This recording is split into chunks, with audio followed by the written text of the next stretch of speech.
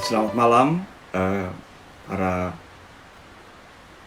konduktor, pelatih paduan suara dan juga para penyanyi yang sudah bergabung di dalam live streaming bersama saya, Tomianto Kandisa Putra. Senang sekali pada malam hari ini saya dapat berjumpa lagi dengan Anda.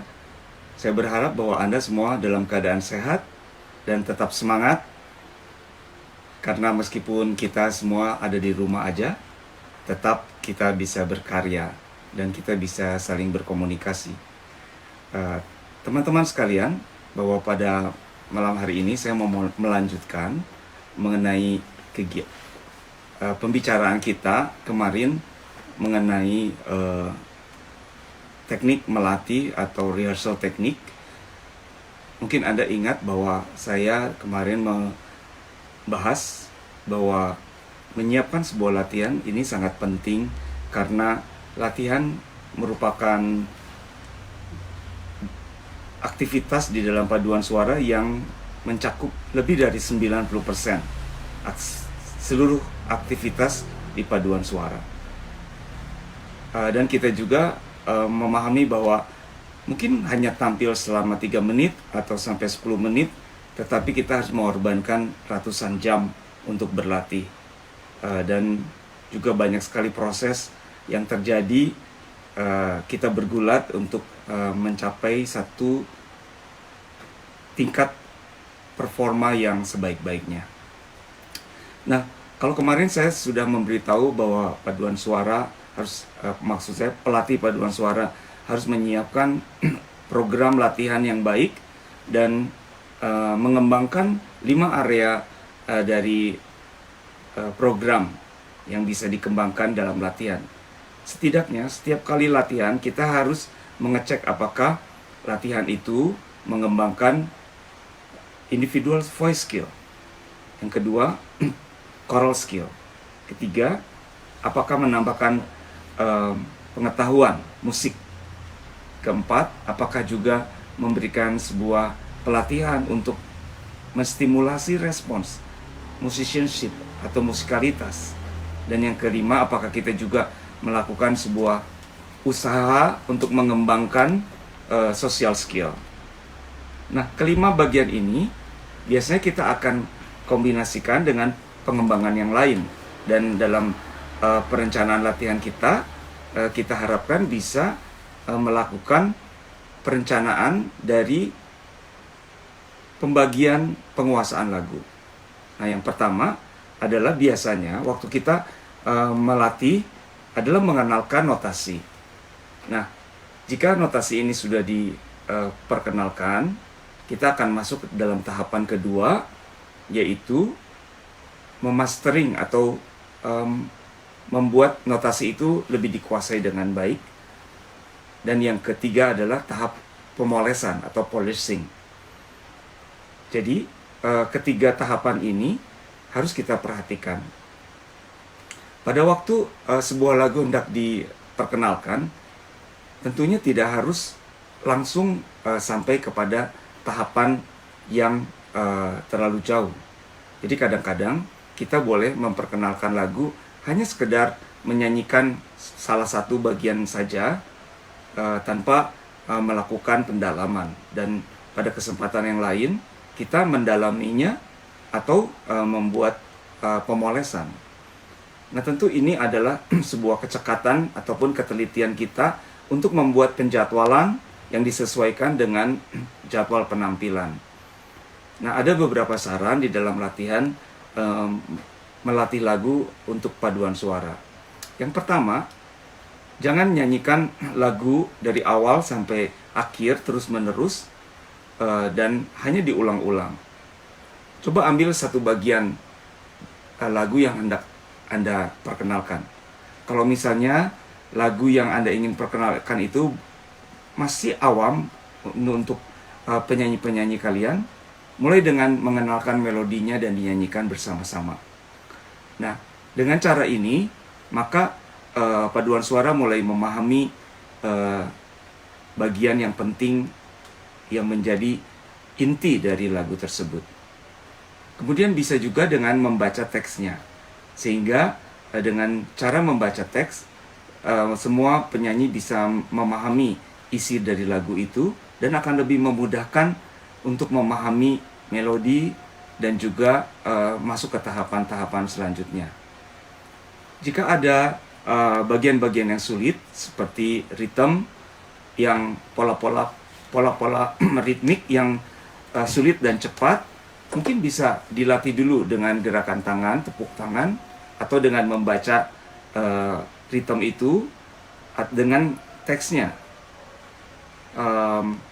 Ini akan memudahkan pada waktu kita membaca musik secara keseluruhan karena para penyanyi sudah memahami bagian-bagian yang khusus, bahkan bisa juga penyanyi sudah menguasai kesulitan-kesulitan yang kita petik dikeluarkan dari lagu tersebut. Demikian juga kalau Anda mau membuat sebuah pelatihan, bisa membuat perencanaan. Misalnya kita melatih pada 16 birama pertama, kemudian notasinya dimantapkan, bahkan kita bisa sampai ke tahapan mastering, menghafalkan melodi misalnya, sambil juga menyanyikan kata-katanya, bahkan memolesnya, karena dengan pertimbangan bahwa bagian tersebut diulang beberapa kali di beberapa bagian lagu secara keseluruhan. Jadi dengan kita melatih mereka lebih dahulu satu bagian dengan baik, maka memudahkan lagu itu untuk dipakai di tempat yang berikutnya. Nah, jadi kalau kita bisa mendeteksi yang mana yang mudah, mana yang sulit, dan mana yang mau kita dahulukan, kita akan bisa membuat latihan itu lebih efektif. Jangan lupa, kemarin saya memberitahu bahwa kalau Anda tidak membuat latihan yang bertujuan, maka lebih baik latihan itu tidak dilakukan. Dan ingat, apa yang ditampilkan adalah apa yang dilatih. Karena apa yang kita latih, tentu apa yang ingin kita tampilkan. Nah, itulah sebabnya para pelatih dan para penyanyi yang hendak menjadi pelatih perlu adanya pengetahuan bagaimana tahapan-tahapan latihan dapat dilakukan lebih efisien supaya tidak buang-buang waktu. Karena kalau latihannya terasa tidak berguna, penyanyi juga malas untuk datang ke latihan. Dan kalau latihannya tidak menarik, para penyanyi mungkin tidak akan datang lagi karena bosan. Bagaimana? Semoga saran-saran ini bisa menolong Anda sekalian, ya. Dan saya akan segera membahas pertanyaan-pertanyaan. Bisa Anda bertanya seputar latihan, dan kalau masih ada waktu, beberapa pertanyaan yang lain saya akan juga menjawabnya. Baik, kemarin saya masih ada pertanyaan yang belum terjawab dari saudara Antonius Ria Deni Sulistia. Antonius bertanya mengenai bagaimana membedakan suara tebal dan gelap. Apa bedanya? Kemudian, lalu ketika kita bernyanyi lagu sakra dengan lagu yang profan, harus bagaimana? Baik, yang pertama saya ingin menjawab dulu bahwa apa perbedaannya suara tebal dan gelap? Mungkin kalau tebal, ini adalah kualitas dari suaranya itu lebih terasa berat, ya. Jadi ada orang-orang yang udah bicara, itu sudah menunjukkan bahwa suaranya itu terasa tebal atau berat. Kalau gelap, suara itu karena lebih ditaruh di belakang, ya. Suara-suara yang gelap, seperti orang yang berbicara,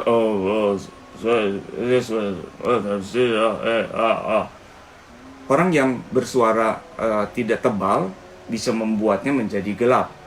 Tetapi kalau warna suara yang tebal itu biasanya dihasilkan oleh pita suara yang lebih pendek atau yang lebih tebal. Sedangkan orang yang suaranya tipis dan terang, biasanya orang itu pita suaranya lebih tipis dan lebih panjang. Jadi pita suara setiap orang itu berbeda-beda dan menentukan warna suaranya.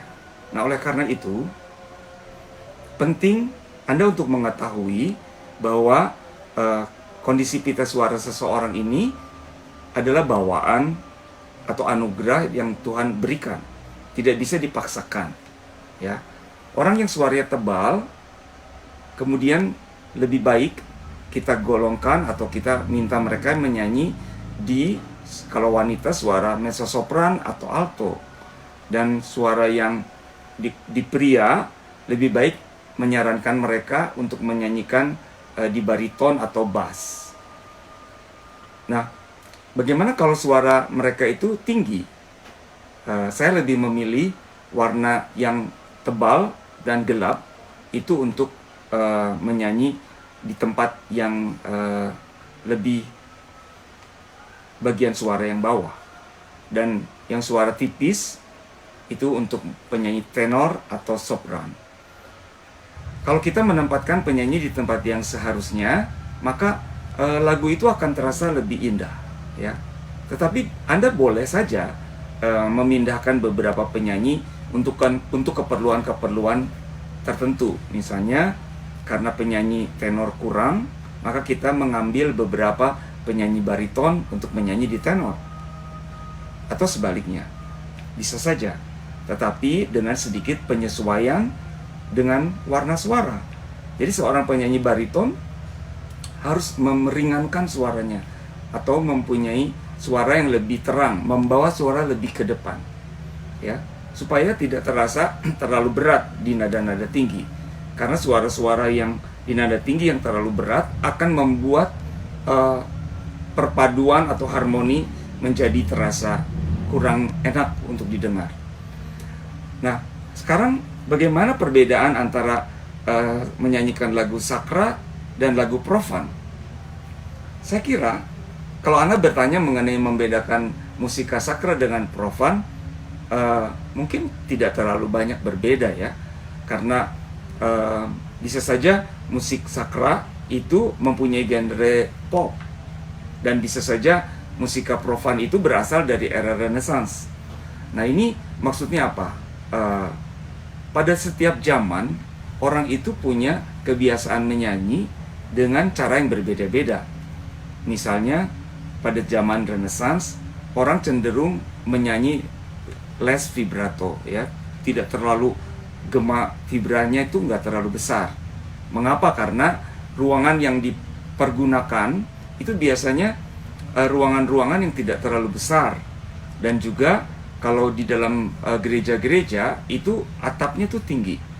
Jadi proses dari echoing, ya, jalannya gema itu cukup panjang. Jadi kalau kita menyanyi terlalu bervibrasi, maka bunyinya akan terjadi kurang jelas. Nah, oleh karena itu, kalau lagu-lagu dari zaman tertentu itu perlu memperhatikan style atau gaya menyanyi. Misalnya lagi di zaman barok itu juga teater-teaternya belum terlalu besar, alat musiknya juga belum terlalu kuat seperti alat-alat musik di zaman berikutnya atau alat-alat musik di zaman sekarang, ya. Anda bisa bayangkan bagaimana waktu Anda menyanyi di dalam sebuah band yang ada drum yang bunyinya keras, ya, dan tidak menggunakan amplifikasi, maka penyanyinya akan cenderung menyanyi dari leher, atau dari teknik menyanyi orang-orang di Amerika sering disebut belting, karena harus menyanyi bunyi yang keras, dan kadang-kadang sudah pakai mikrofon pun terjadi persaingan yang sangat kurang baik, sehingga merusak cara menyanyi. Padahal sebenarnya bukan teknik menyanyi yang demikian yang salah, tetapi cara pencampuran musiknya mengakibatkan sebuah presentasi musik yang kurang sesuai dengan teknik yang seharusnya bisa dilakukan. Jadi kalau Anda mulai melihat pembawaan musik-musik profan pada zaman sekarang pun penyanyi-penyanyi yang memahami teknik akan menyanyi dengan baik, ya. Atau sebagai gambaran misalnya seperti musik country. Musik country bisa saja sifatnya lagu-lagu rohani dengan genre musik country, dan musik yang bercerita balada ataupun kisah percintaan yang profan. Jadi kalau Anda bertanya apakah musik rohani atau sacred music dengan profana musik, itu cara menyanyikannya berbeda. Saya mungkin bisa lebih menggarisbawahi bahwa style itu tergantung dari genre dan zaman, ya, atau juga mungkin komposer, ya. Ini akan lebih menunjukkan ke hal-hal seperti itu. Oke, Antonius, semoga jawaban saya ini bisa menolong pemahaman mengenai istilah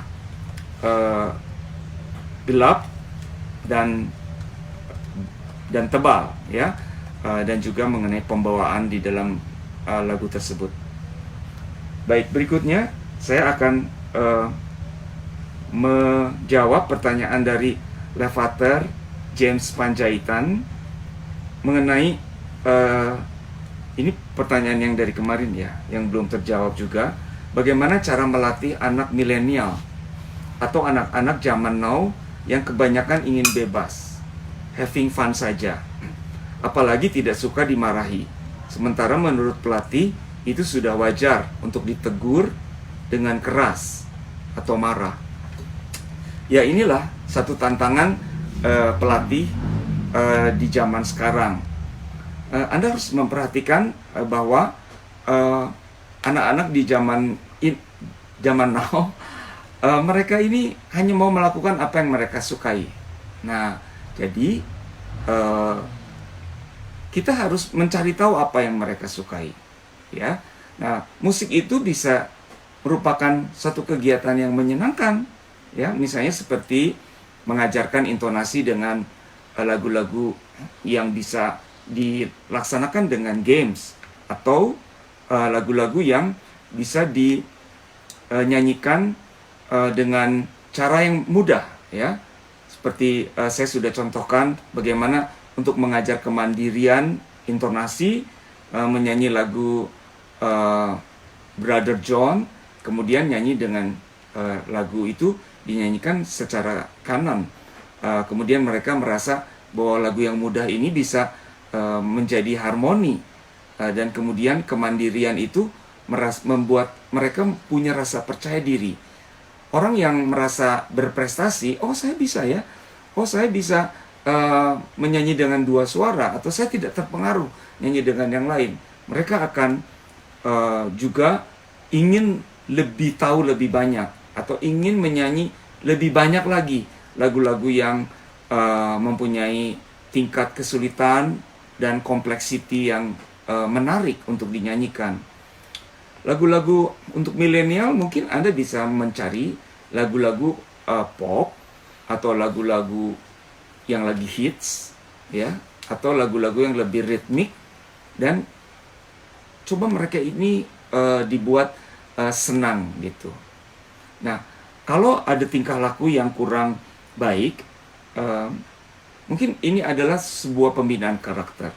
Jadi, kalau Anda melatih, harus ada sebuah perencanaan untuk membuat mereka itu lebih menyenangi musik, ya. Misalnya dengan cara beberapa penyanyi yang menyanyi cukup baik, kita buatkan grup kecil, kemudian minta mereka yang lain mendengar, sehingga penampilan dari keahlian yang lebih baik itu ternyata membuat musik kedengaran lebih enak, ya, sehingga membuat mereka yang lain juga tertarik. Atau bawa milenial ini untuk tampil lebih sering, ya, karena anak-anak milenial yang suka mejeng atau suka dapat pujian, mereka waktu menyanyi tampil dengan lagu-lagu yang mudah tentunya di hadapan orang tuanya, atau di hadapan guru-guru, atau dibawa untuk menyanyi di pemerintahan, ya. Seringkali pemerintahan misalnya untuk upacara sertijab, serah terima jabatan, atau pelantikan memerlukan paduan suara yang menyanyi lagu Indonesia Raya, Bagimu Negeri, sehingga mereka punya pengalaman-pengalaman lain selain berlatih, ya.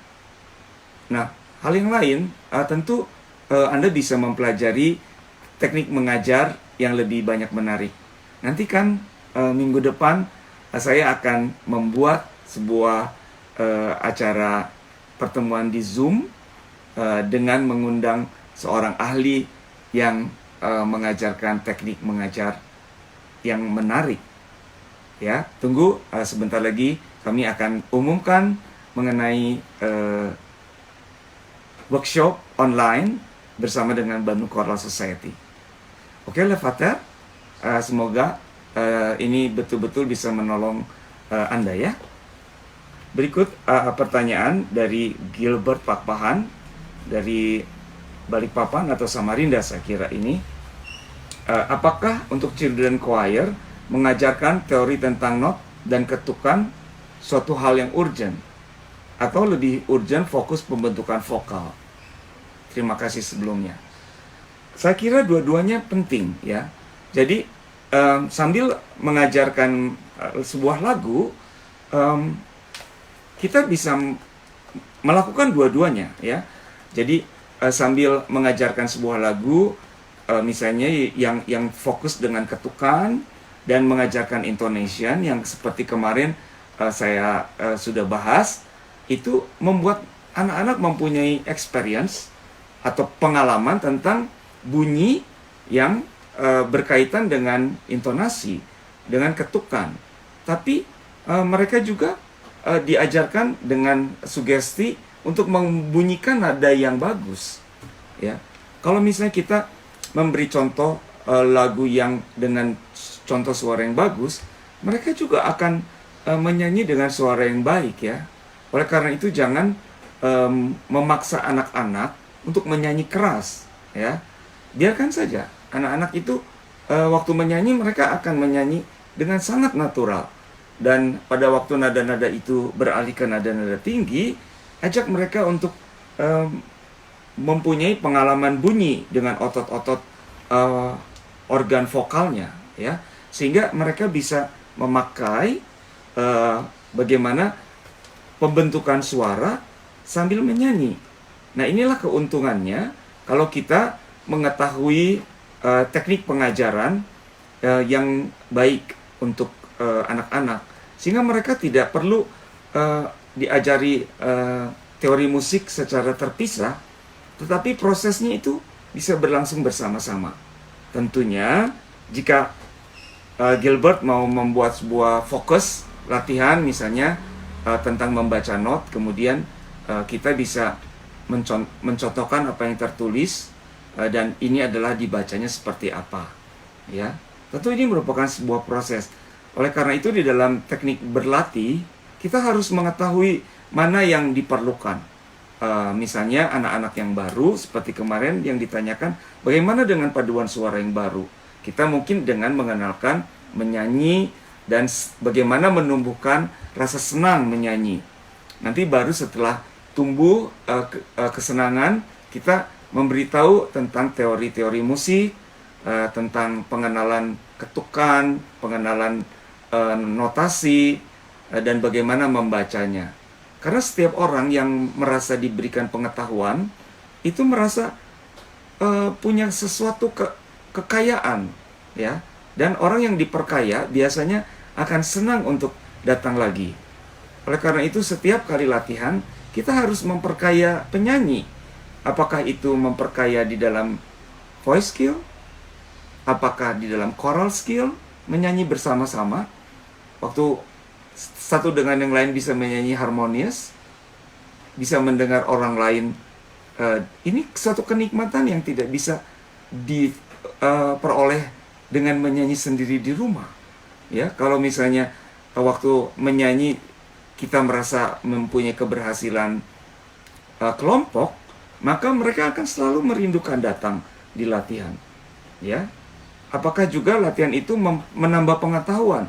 Orang-orang yang mempunyai pengetahuannya bertambah, mereka akan merasa lebih diperkaya. Dan bagaimana respons musikalitas? Apakah juga dibangun? Sehingga orang yang mempunyai musikalitas yang tinggi akan menyanyi lebih indah dan mereka akan senang datang di latihan yang kita buat. Dan apalagi yang kelima, social skill diajarkan tentang tanggung jawab, bagaimana merespon orang lain, bagaimana bertoleransi, sikap-sikap yang bekerja sama. Maka ini akan menumbuhkan suatu cohesiveness, ya, kedekatan yang membuat orang-orang selalu merindukan untuk selalu bersama-sama. Ya, dan karena kegiatannya dalam saat menyanyi, maka anak-anak ini juga akan selalu datang di latihan kita. Baik, berikutnya saya mau menjawab pertanyaan dari saudara Michael di Balikpapan. Halo Michael Sendo, ini pelatih di Balikpapan yang mempunyai teenage choir yang sangat baik dan juga jadi juara di berbagai kompetisi. Selamat Michael. Saya sering mendengar penyanyi bass dalam satu choir menyanyikan partnya dengan suara bass yang sangat tight. Apakah yang bersangkutan sebenarnya bukan jenis suara bass, namun dipaksakan menjadi suara bass? Saya agak kurang mengerti apa yang dimaksud dan dengan tight. Apakah locking di sini atau tight yang menyanyi kaku atau bagaimana? Cuman memang ada beberapa orang yang menyanyi bass itu bukan nyanyi secara natural suaranya bass, atau suara bass yang ngebas-basin gitu. Apa ya istilahnya? Saya sering mengatakan mereka itu bass syndrome atau alto syndrome, ya. Jadi nyanyi digelap-gelapkan gitu, ya. Terutama lidahnya seringkali ditarik ke dalam. Mungkin Anda perhatikan penyanyi Anda kalau menyanyi lidah ke dalam seperti ini, misalnya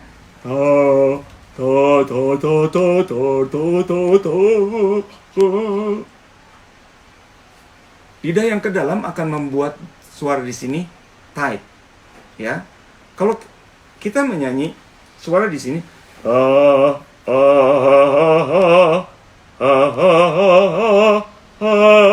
dengan membawa suara lebih dalam, suara itu akan mempunyai warna yang lebih gelap, tetapi masih secara natural. Tetapi ada yang menyanyi dibuat-buat, ya. Jadi kalau Anda bukan penyanyi yang punya suara gelap, jangan menggelap-gelapkan. Hanya sampai batas tertentu yang normal untuk membuat pewarnaan, untuk membuat choral sound yang baik. Tetapi kalau tujuan Anda supaya Anda menyanyi suara rendah yang berwarna gelap dan berat, dan ini dibuat-buat, akan merusak pita suara Anda, ya, dan membuat menyanyi menjadi terlalu tight, ya. Nah, jadi kita harus memberikan pengetahuan kepada penyanyi dan melatih yang nomor satu tadi, ya, individual voice skill. Supaya apa? Supaya menyanyi lebih natural, ya. Anda coba memperbaiki setiap penyanyi.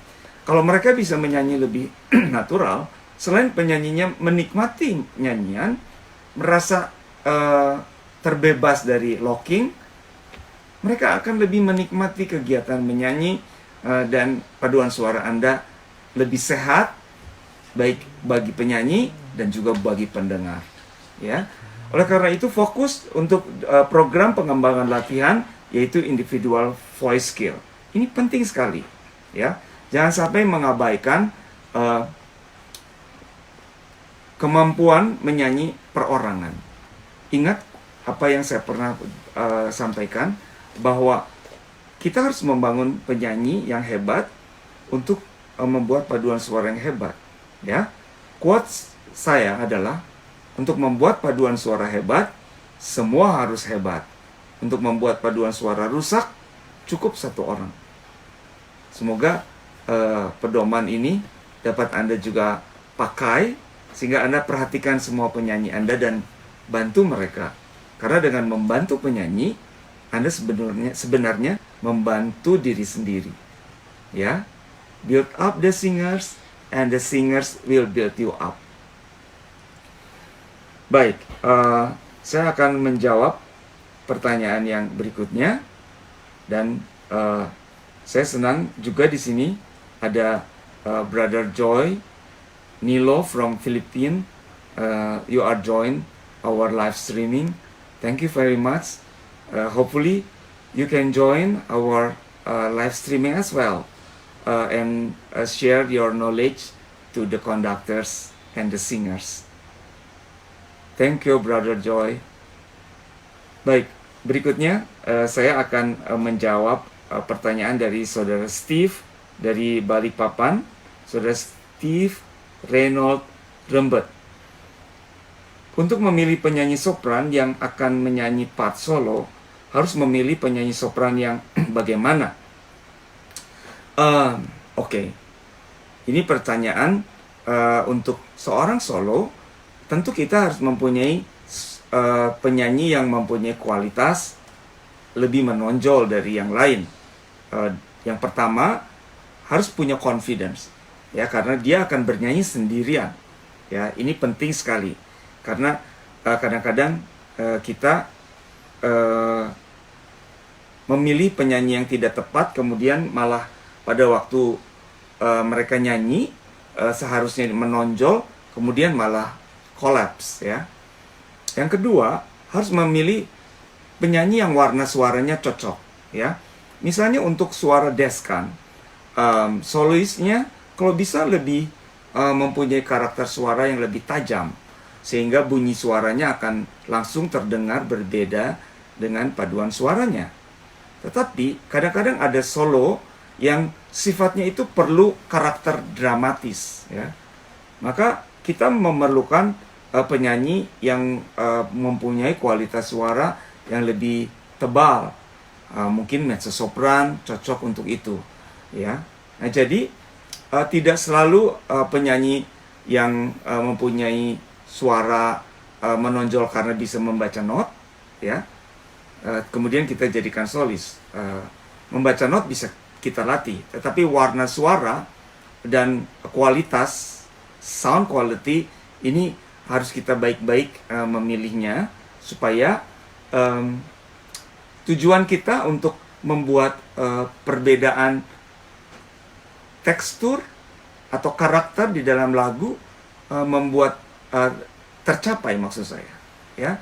Jadi usahakan supaya kita bisa memilih solis yang tepat, tetapi tentunya harus menolong supaya powernya bisa cukup dengan paduan suara. Nah, mungkin pesan saya pada saat kita menyanyi ada solo dengan iringan, hati-hati bahwa pengiring jangan menutup suara solo, ya. Seringkali konduktor tidak cermat di dalam mengkontrol volume paduan suara sehingga solonya itu tertutup, ya. Nah, jika hal ini terjadi di dalam kompetisi, ini sangat fatal. Karena solo dibuat itu harus menonjol.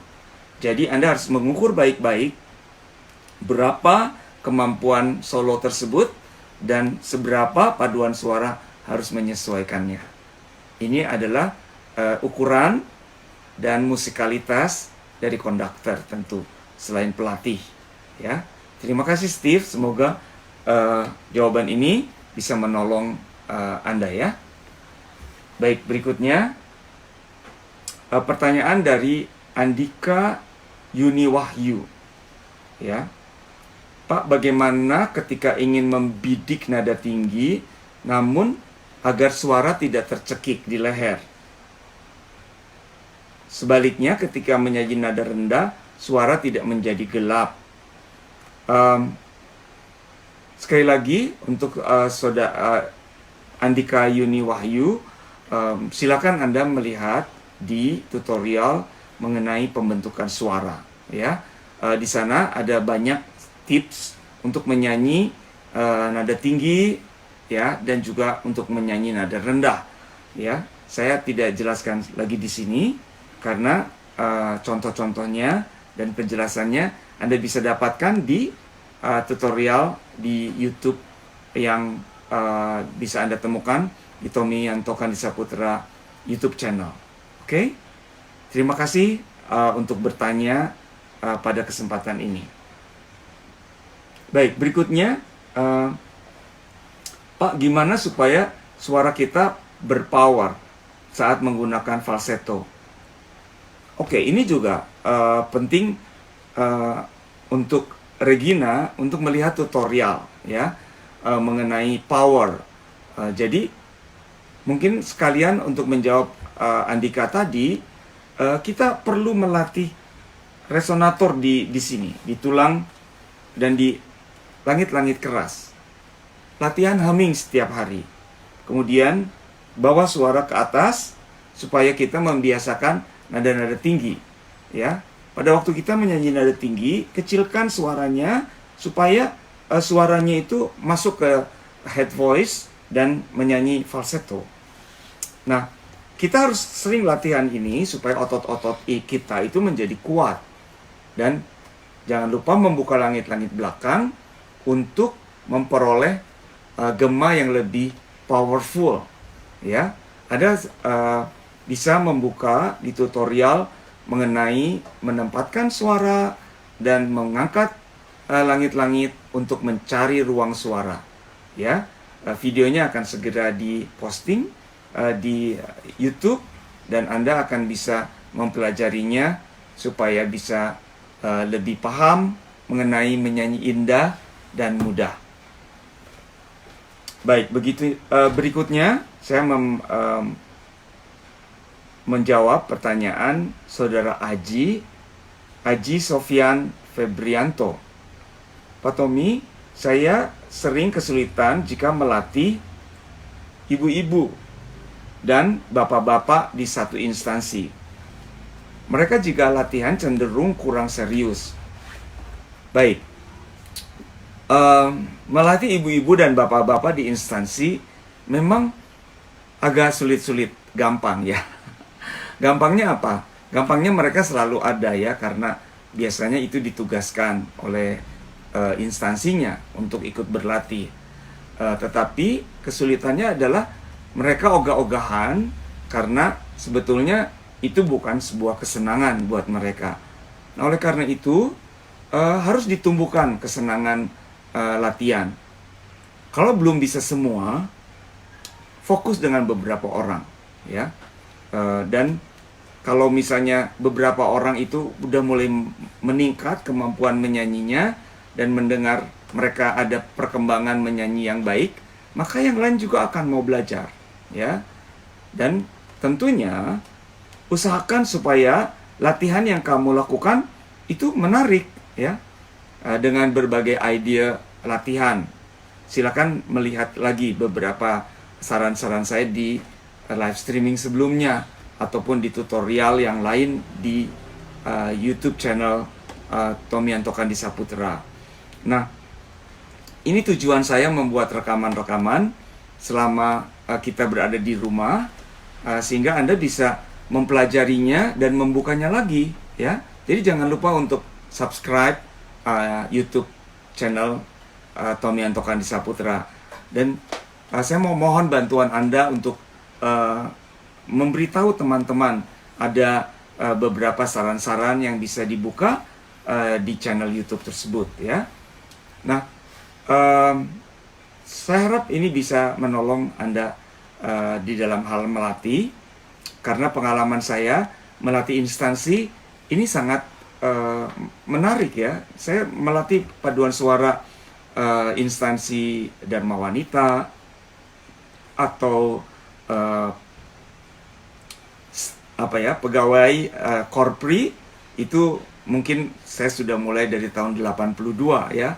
Waktu saya masih di mahasiswa, saya mengajar ibu-ibu Dharma Wanita dari IPTN, mengajar juga penyanyi-penyanyi dari korpri beberapa instansi-instansi pemerintah, dan juga melatih paduan suara senior, beberapa paduan suara senior, baik di Jakarta ataupun di beberapa kota yang lain, di Medan, di Manado, ataupun juga di Papua. Nah, mereka ini sebetulnya penyanyi yang istimewa ya menurut saya, karena mereka datang punya waktu dan mereka mau belajar sebetulnya. Cuman karena mereka menganggap sudah terlalu tua atau terlalu sulit berespons dan tidak punya experience sebelumnya, mereka tidak menganggap ini sebuah latihan yang penting untuk mereka. Jadi kalau kita bisa menarik perhatian dengan menyanyi indah, maka kita akan menarik perhatian mereka. Oleh karena itu, Anda jangan memberikan lagu-lagu yang sulit terlebih dahulu kepada mereka. Dan kalau misalnya mereka tidak bisa menyanyi dengan 4 suara, ajak dulu mereka menyanyi 1 suara. Sehingga jika mereka bisa lama-lama menyanyi dengan 4 suara, maka mereka akan berespons dengan baik, ya. Dan jangan merasa Anda melakukan hal yang kurang baik dengan mencontohkan suara. Pada awalnya kita bisa memberikan contoh suara ke mereka, karena itu cara yang paling mudah untuk mereka meniru, ya. Tapi pelan-pelan, kalau ini menjadi suatu program yang terus-menerus, maka Anda harus memberikan juga skill untuk memahami musik, memahami notasi, membaca not sendiri. Nah, saya mungkin ingin membagikan kepada Anda bahwa pada Desember tahun 2018, saya diminta untuk melatih paduan suara polisi di Polda Bali. Kapoldanya Bapak Dr. Irjen Pol Dr.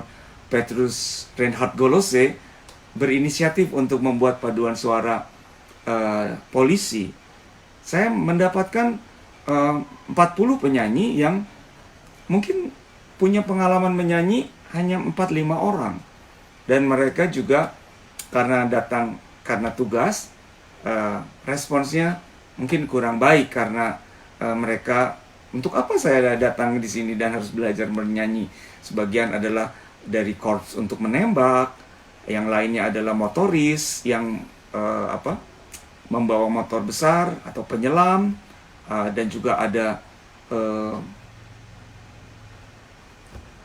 polisi yang biasanya ada di jalan, dan dari banyak bagian-bagian untuk datang di latihan yang saya pimpin. Bahkan saat terakhir, waktu proses latihan berlangsung, Pak Kapolda ini mengirimkan lebih banyak lagi penyanyi, dan ada 88 orang yang harus saya latih, ya. Dan sebagian besar dari mereka atau hampir semua dari mereka tidak bisa membaca not, ya. Dan saya harus melatih dalam 10 hari untuk mereka tampil di berbagai spot di Bali, menyanyikan lagu-lagu Natal. Anda bisa melihat tautan di dalam di YouTube mengenai PRG Choir Polda Bali, ya. Ada banyak rekaman-rekamannya, dan pada saat itu yang saya bisa lakukan adalah mengajar mereka dengan meniru dan membuat aransemen-aransemen sederhana. Tetapi siapa yang menduga bahwa pada akhirnya mereka bisa berangkat ke Rimini International Choir Festival dan mendapatkan gold medal dengan nilai 86. Nah, ini adalah sebuah prestasi yang harus kita pupuk secara bertahap dan menimbulkan kesenangan menyanyi serta penguasaan teknik menyanyi, teknik berpaduan suara, dan juga pengetahuan musik, dan mereka sekarang bisa membaca musik sendiri. Anda bisa melihat tautan PRG Choir di YouTube, dan ini sangat viral dengan lagu Haleluya yang dibawakan dan menyebar ke seluruh pendengar dengan begitu hebatnya. Karena memang kita bisa mempunyai proyek-proyek yang menarik untuk paduan suara dan membuat mereka mau mengejar prestasi ini, ya. Semoga ada juga pendengar yang saat ini dari PRG Choir atau PRG Choir, ya, yang singkatan dari Praise Righteous God Choir Polda Bali. Nah, baik, saya masih ada waktu 15 menit lagi untuk menjawab pertanyaan dari Putri Ai. Bagaimana cara agar kita bisa menyesuaikan nada kita dengan alat musik, misalnya piano? Ada triknya khusus? Maksudnya mendengar nada kemudian bisa menyanyikan. Ini adalah proses sensasi, ya. Jadi telinga kita harus mendengar baik-baik bunyi nada. Kemudian kita harus mengolah dengan pikiran dan kemudian kita memproduksinya. Nah, ini adalah tantangan saya pada waktu melatih paduan suara polisi tersebut. Mereka tidak bisa mendengar bunyi yang harus dinyanyikan. Nah, jadi mengapa hal ini bisa terjadi? Yang pertama, orang tidak bisa mendengar bunyi itu karena pendengarannya rusak, ya. Dan biasanya orang yang pendengaran rusak itu tidak bisa berbicara, ya, atau disebut disutuli.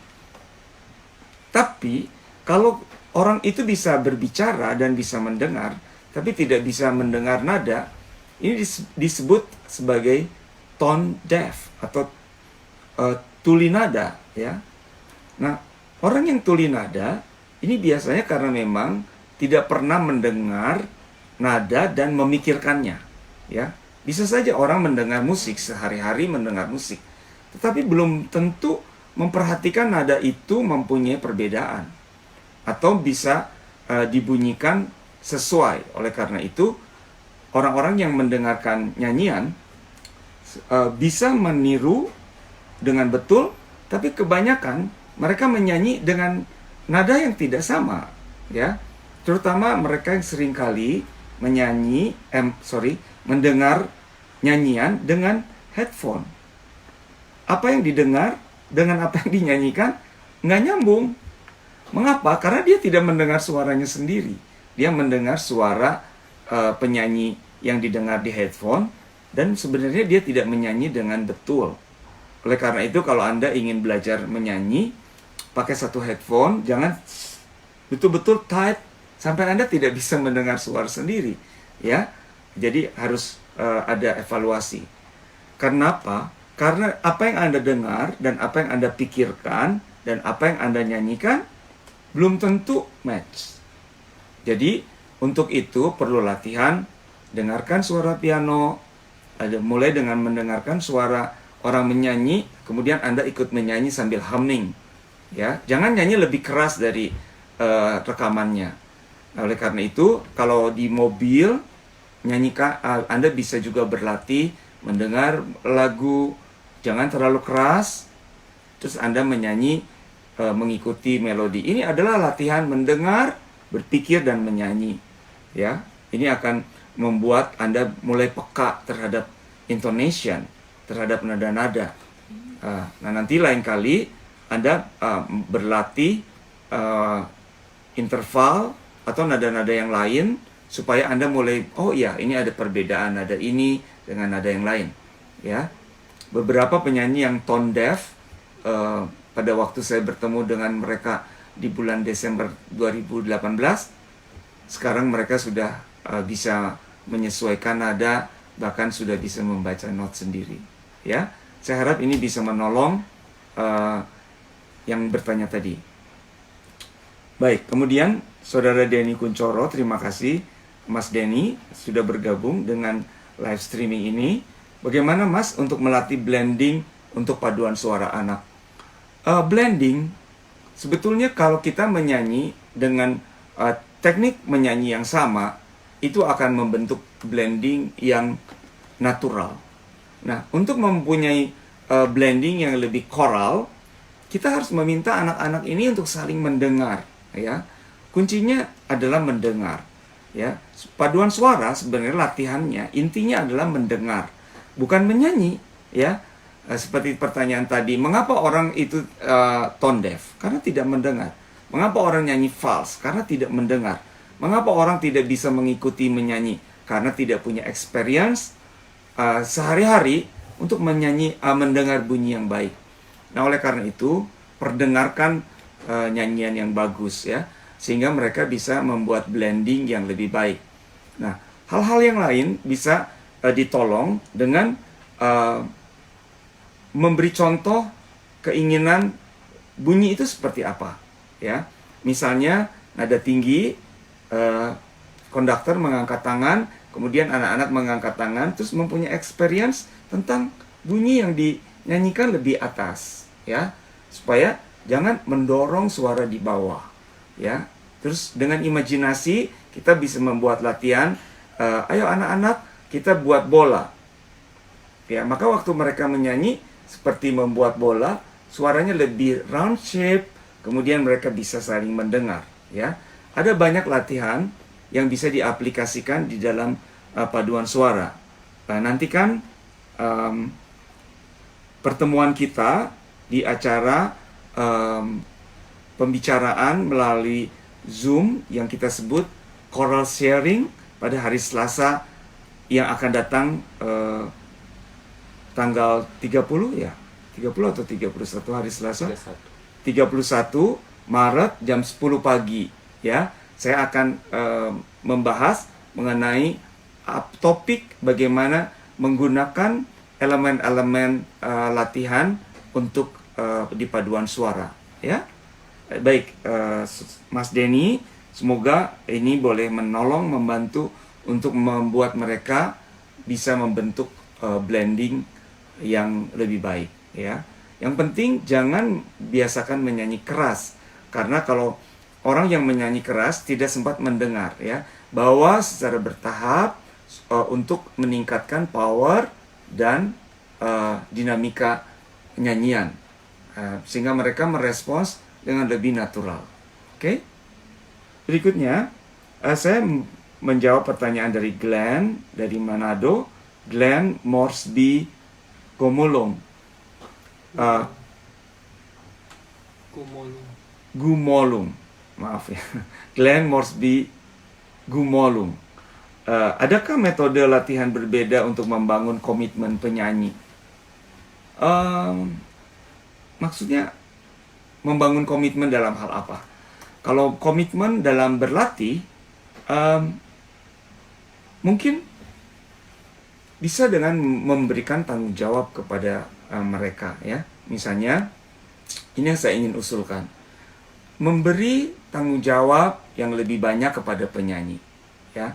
Misalnya di dalam hal mempelajari lagu, coba berikan tugas supaya mereka mempelajari di rumah ya. Apalagi sekarang dalam saat mereka tidak bisa bertemu, suruh mereka mempelajari notasi itu di rumah.